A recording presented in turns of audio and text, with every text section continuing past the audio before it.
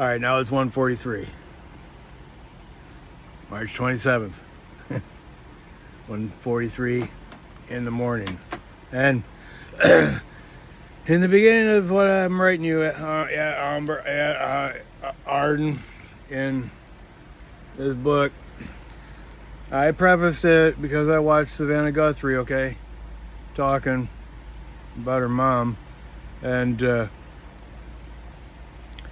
so I never really watched anything in detail about that, but I seen all the headlines and I seen stuff that kind of said, I wonder what that's all about. There's stories like, I don't know, they figured out who did it and it was a family member abducted her mom, or other stuff like that, and just a bunch of hogwash, and they put this stuff out in the news without regard for this is a living human family that you're affecting with this bullshit. And not only affecting, infecting.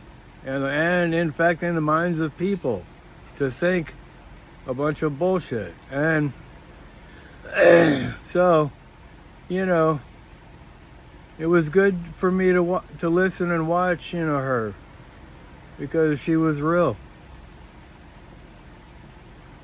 And her experience was real. And she said it was too deep for words. Okay? So, I just wanted to say that. And while I was eating my rice, my remainder from what I ate earlier, I also caught some of the news, and this AI czar for Trump quit. And Trump wants nothing with AI regulated, okay? He don't want it to be regulated for the first 10 years.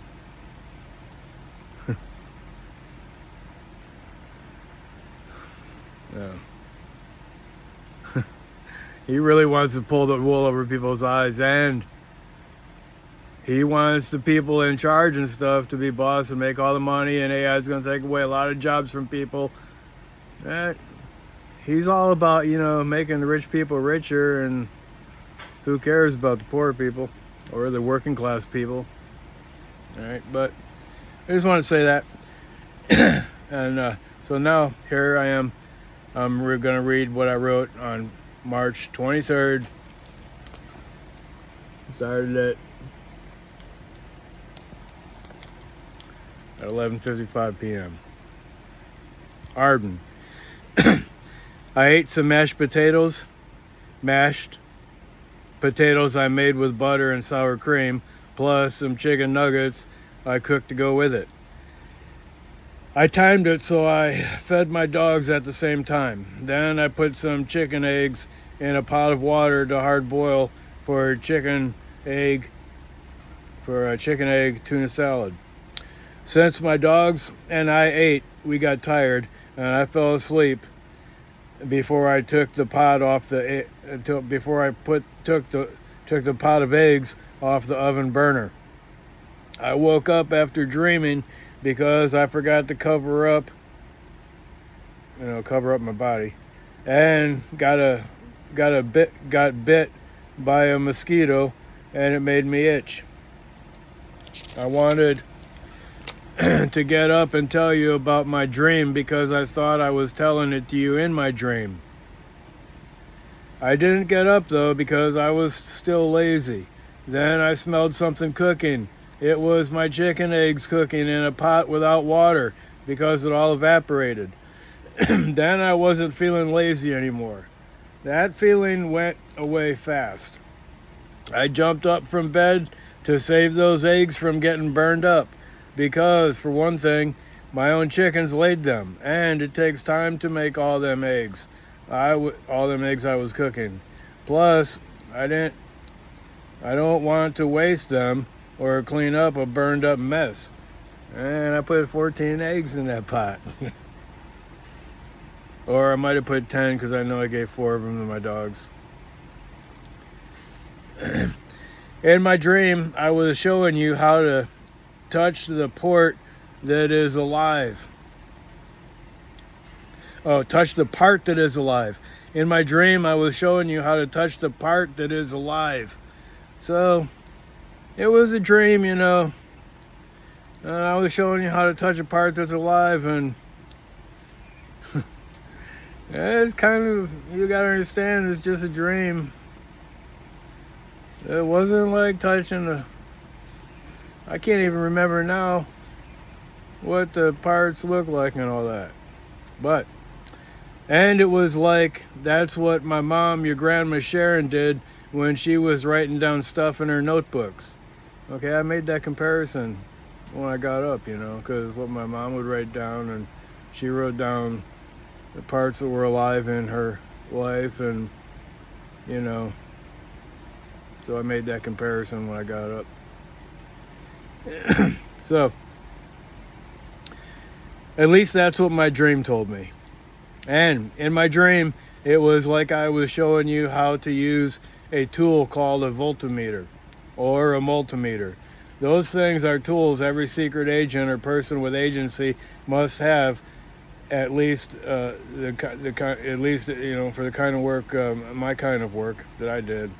You got to be able to test for electricity or life sometimes, and testers do that. That's how you find out also where broken parts are and places that aren't getting any juice or electricity.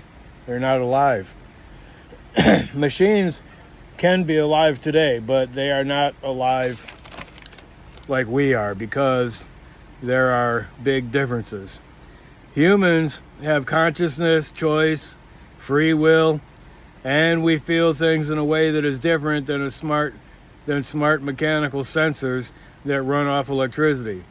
We have electricity in our bodies too, but we made machines and superintelligence work. They were made by us because we humans made the machines. They didn't make us. The difference is we have consciousness and can decide for ourselves. We can make our own minds up, and we can tell ourselves even what to do, because we are human and have free will. Like, we have to decide about things. That's why I wrote you Bob Dylan's song, Trust Yourself. A multimeter, that secret tool I was telling you about for secret agents like me, because I was one once in my lifetime, and I had to use special tools. I had to learn how to use them so I could find out about stuff and fix stuff, you know, make it better. I did that kind of work because I learned how to, trusting myself growing up. Because I learned how to trust myself growing up. Just like when you or I put a pen in our hand to write, you put one hand on the table you're writing on, or the book, like I am doing on this book. I am writing you now. Okay, so you put one hand on the table and you put a pencil or a pen in the other hand, right? Put one hand holding stuff and the other one writing. So when you use a multimeter, you clip the black negative wire to the part of the electrical machine that is grounded. Things have to be grounded to find electrical current. I can't go into all that right now, but I can later. After one wire or hand is grounded, you can use the other to find life, current, or electricity. You can even tell how much it has. Well, in my dream, I was showing you how my mom did it in her notebooks. She wrote down the parts that were alive to her.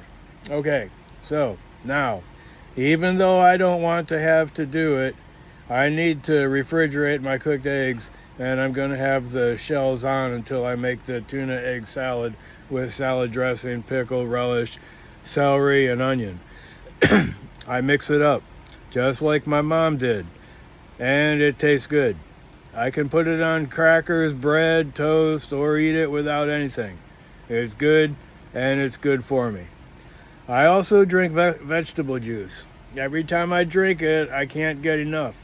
You know why? Because my own body, just like yours, has consciousness and tells me what it wants. And I trust it. I trust myself. I put an exclamation. I put an exclamation because that is so important. I don't know if you're seeing it, but I trust myself, exclamation point. Put an exclamation because that is so important. I got up and told you what I was telling you in my dream. So I'm gonna do my chores and go back to bed. It's a good thing that mosquito bit me, or my eggs may have been like burnt toast. I think they are still good, even if they'd get burned. My dogs, Bonnie, Rip, Goldie, and Mr. T, would still delight in them because they are conscious too, and they know what they like. Okay, my dogs are conscious too, and they know what they like, and they would still eat those eggs even if they were burned. And they like mostly all kinds of food, at least what I eat. Now it's 1:03 a.m. and I'm going to take care of business and go back to bed. But before I do, let me write to you what I would say in person. If I see you in person right now, okay, before I was going back to bed, I would say, good night, dear sweet Bomba Rose. I love you. Okay, now it's 1:10 a.m. So on the 24th, let's see if that was the 23rd. This might be, let's see. Okay, last one was on 23rd. Now I'm on the 24th at 1:10 a.m. Okay, before I go to bed, okay, because it's 1:10 a.m. and it just left March 23rd, now it's March 24th. And it's at 1:10 a.m. Okay, before I go to bed, I feel I should make clear what I have said before about myself, and this helps you know why I am writing you what I say. It's easy to say because I love you, but it's more than that. It's because of what I know to be true, and I have to tell you my secrets because that's what my heart tells me to do, Bomba. I can't explain everything about that because it seems those are God's secrets. And God has secrets between each one of us, and they are not all the same.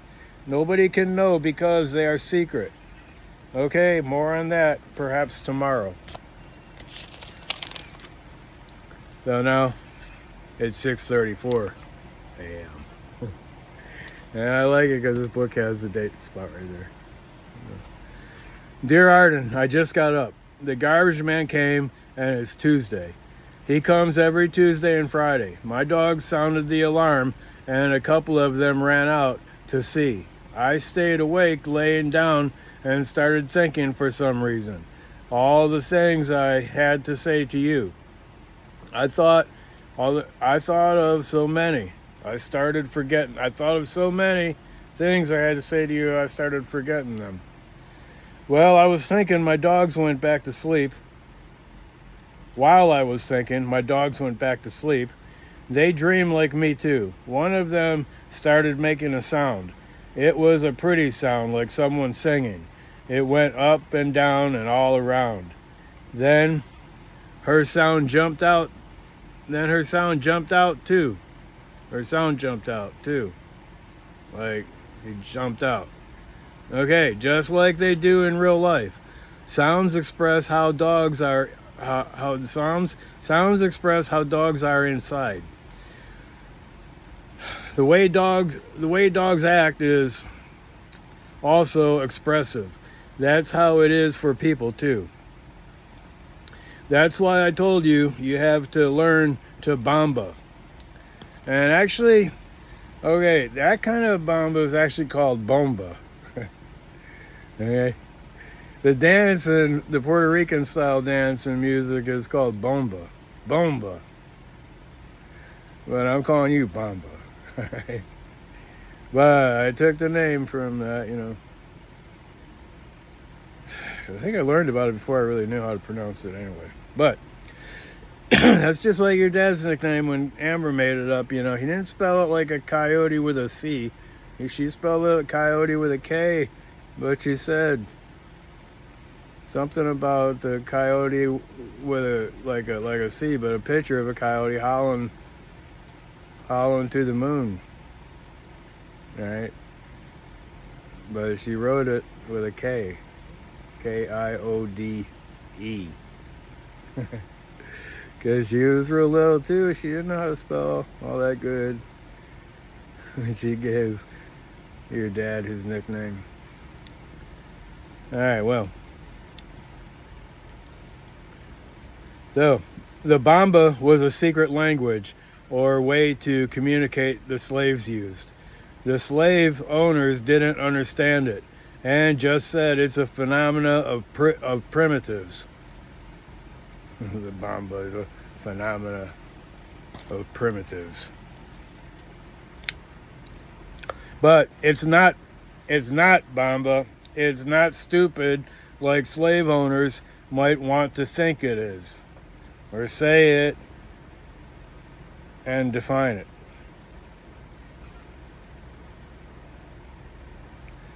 I don't know. But it's not Bomba. It's not stupid like slave owners might want to think it is. Say it and define it. Okay, so slave owners wanted to define it a certain way, call it primitive and all that kind of stuff. But it's a secret code for the slaves. Bomba comes. The song and dance now comes from the secret. The song and dance comes from the secret, okay? It comes from the secret like the heart. The Bible says that man can look at the outer appearances of things, but only God can look at the heart. That's why God puts things in our hearts that are secret. We know they are there, those secret things. That's why we make up the words to begin with, because we knew them and then made words for them. So we know about some secret things in our hearts and then we make words for them. Arden, there are so many things about being a secret agent woman you have to learn. It is kind of overwhelming for me because it takes a lot of time and work for me to write them all down. And then I forget stuff and add it in later and mix it all up. Sometimes, like when you make food, like a special dinner, we have to put the ingredients in at the right time and in the proper amounts. Well, I have one example to share with you. It's kind of like a secret because I learned it by myself and haven't ever told anybody or anyone but you right now. I learned how to cook rice by following the directions precisely. Okay? That's how I learned how to cook rice at first, okay? How to cook according to the directions precisely. Okay, so you got to pour this amount of water with this amount of rice, and the rice absorbs the water and it makes this much. But you add this much oil for this amount, and you have to heat the water to a boil and then cover and simmer to cook, and the rice absorbs the water and whatever seasonings you give it. I always use dehydrated chicken broth. I also use that for bean soup. That is another secret, another story. So sometimes following directions is a problem because, like, when I follow the directions, it makes a mess. Someone might say to me, "You're not doing it right." But I say, "Yes, I am." But I can't watch over it constantly. And if I don't, the water bubbles over the side and makes a mess of everything. Okay, so when I try to make rice, when I was learning how to make rice, without a rice cooker, but just in a regular skillet, the way I make it for my dogs, okay? I followed the directions and it always kept bubbling over every time I step away and all that kind of stuff. So I didn't follow the rules anymore. I actually tried to do things according to a different pattern that I came up with in in me. So now I learned myself. And this is my secret, okay, how I do this. So now I learned by myself just to put in about this much for this much, and I put the heat about 3/4 the way up and mix it all together cold, and I do not put a lid on it until I turn the heat completely off. And you know what? It comes out perfect. And I have no mess. So I learned that many times, in many ways, I call it the principle of the imperfect perfection. The principle of the imperfect perfection. That's my secret. I learned making rice, and I give it to you. Okay? My chickens were making noises, so I brought them a bowl of food, chicken food, and checked on them. Now the rooster came over for a visit, and he is making his rooster noise. It goes up and down. It goes up and down too, like my dog's, but my dog's sound goes all around. The rooster only goes like this. Right? Ooh, ooh, ooh, ooh, like that. See, it goes up like that and does it over and over, like he always says it in the morning the same way. He can say the same thing different ways a little bit, but he mostly moves around and says the same thing. On Sundays and Tuesdays, I pump blood out of my body for money and to help people. They separate the part of blood everyone can have from the kind only your body can have. They give me back my blood cells mixed with saline solution or salt water.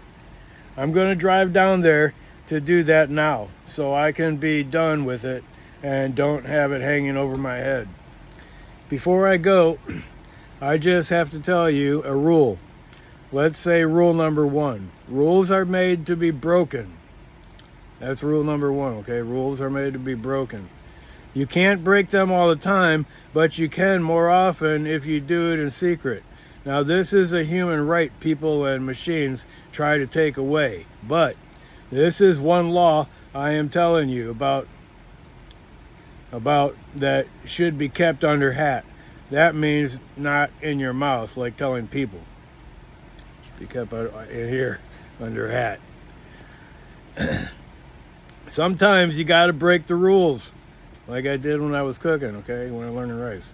Sometimes you got to break the rules. I broke the rules when I learned how to make rice my own way. I don't follow the directions anymore.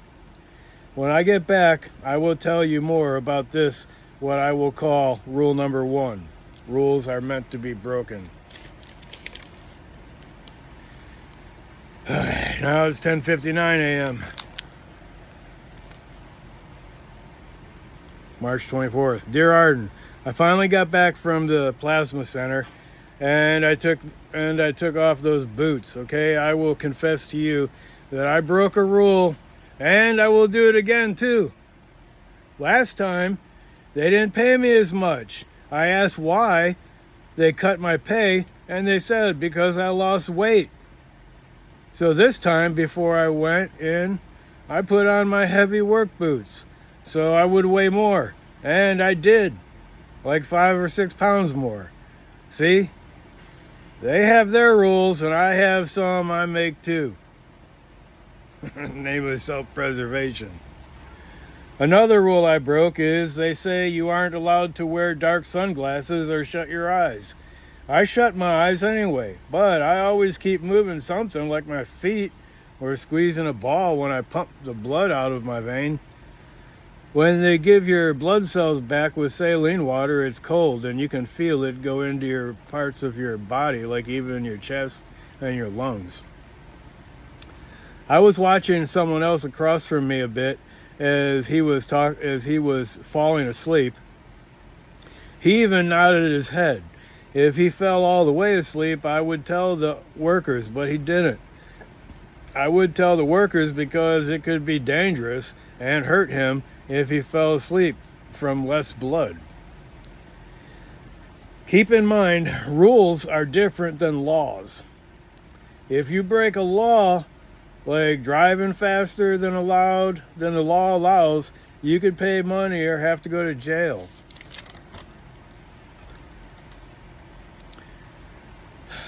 (3:24), 12:30 p.m.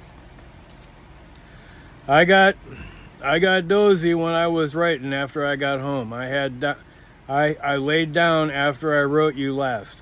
For some reason, I remembered your mom calling you Ardie.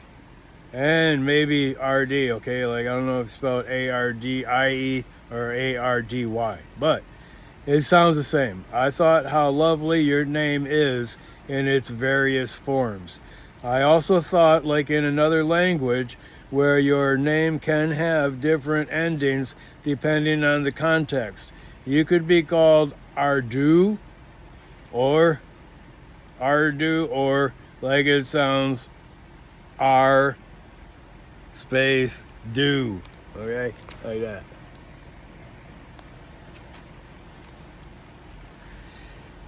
With that wonderful epiphany opening up before me, I knew what Ardue, quote unquote, means. It means you are what you do. That could be a whole nother principle for me. The principle of Ardue, quote unquote. You are what you do, and you are one. Some people who study things in great detail like to dissect meaning in things. They name all the different parts, and usually we find upon close observation 2 parts to something. The thing is usually one thing, but it has 2 parts, 2 faces, 2 organs, and things tend to have balance. Well, I don't know why I said 2 faces. Because when you have 2 faces, all right, that means you're a liar. You're two-faced. But I said 2 faces, 2 organs. Because most of the time, you know, like, there are, like, 2 sides of things. Like, I might have referred the yin and the yang, but, you know, 2 arms, 2 eyes, 2 nostrils. We got 1 nose. We only got 1 mouth. But we got 2 ears. That means you're supposed to listen twice as much as you talk. Alright. But we emphasize or accent the parts we want to focus on. At different times in life, we may put more accent or emphasis on one than the other.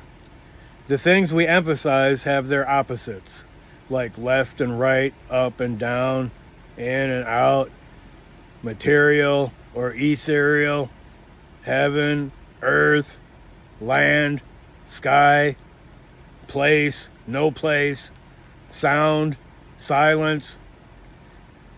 What you quote unquote are and what you quote unquote do, etc. Okay. What you are and what you do are do. And that's because, like in another language, your name, depending on the context, could be pronounced like Ardie or Ardue or Arden, because in other language they have the same word with different endings to be used in different contexts for different meanings.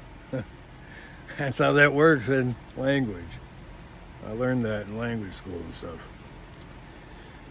But really, I want to ask you, Bomba, by whatever name possible, Bomba Ardie, Bomba, Ardie, Arden, or even Ardue, are you what you do or not?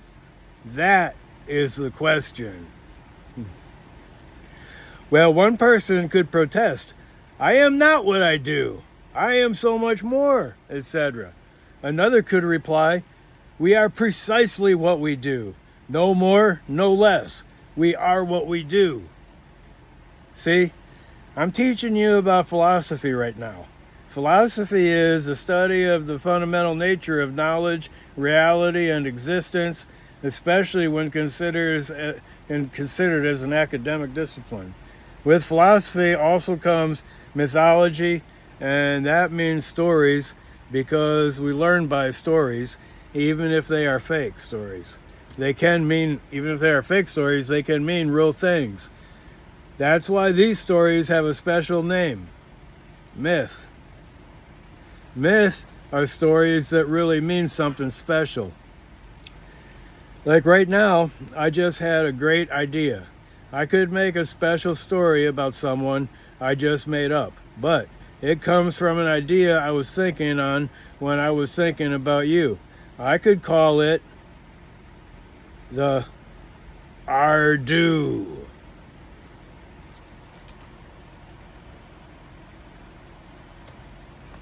I could call it the Ardie. That's what I'll call this one. The Ardie of the Arden, aka Ardie. This great and noble person also had a secret agent name. Some knew her as Bomba, or more fully, Bomba Rose. Her grandfather knew he would be dead soon, and that the world was changing fast, not only for him, but for everybody. He wanted to tell his granddaughter, Ardent Iris, the things he held secret in his heart after many years of service, suffering, making mistakes, and knowing things. Her grandfather said that he had become a philosopher, a scientist, a minister, and a warrior, because he did serve in the United States government and the Navy in time of war. He was a trained man, trained by the hardship he endured. He learned early and all through his life how to carry on. That's me. In the earliest of times, the greatest of instructors instructed us to know thyself, and to know thy own, and to thine own self be true. These things her grandfather told her. He felt for her grandfather told her. He felt for the love of her life could not be underemphasized. While some put accent on the root of the matter, Ardie's grandfather went to the heart of the matter. Okay, so some people put accent on the root of the matter, like a vegetable or a plant. But Ardie's grandfather, that's me and you're my granddaughter, went to the heart of the matter. People can hardly go to the heart of the matter because the heart is indicative of life and God. And our myths teach us that no man can see God's face and live. But people like Ardie penetrate the depths of both hearts and dragons. They are not weak cowards, afraid of even their own shadows or breaking someone's rules. No, the Ardie, as legend would have it, penetrated the darkness, found new light, rescued prisoners lost in time, and even realized God is as God does. Ardie's grandfather felt urgency, quote unquote, and underlined, because his son, Ardie's father, started talking about the cyborg god, like it could take over the world. And Sir Thaddeus Maximus, that's me, that's what they used to call me, or him. I said, I'm talking about it myself in the third person, okay? That's what they used to call him. Ardie's grandfather was an expert in getting out of the dark places. And he knew what it meant to go dark. And he knew the world was getting darker in the advent of the cyborg god. Okay? And. See, Bomba, Ardie? This is what you call a myth. It is true, although it is not literal. Sometimes what is literal is more fake and untrue than the meaning behind the myth or the story. I'm telling you stories out of my real life, Ardie, and I am your real grandfather too. And the challenge before us is to keep it real, okay? That has to be like principle number 5. Keep it real. But who's counting? I don't make my rice by the rules. I'm here to tell you that is what my dad always said. I'm here to tell you. Well, I'm here to tell you, you don't have to do everything by the rules, especially when you can do it better. See? Doing better, I just came to the place I started from, and now I know it again for the first time. It comes from T.S. Eliot, my mentor. I'm going to store for some cold coffee. I'm going to the store for some cold coffee. Okay, before I go, I gotta say, I know about secrets and I know how they work. Some are good and some are bad, but they are secret. More when I return. And I want to start another one.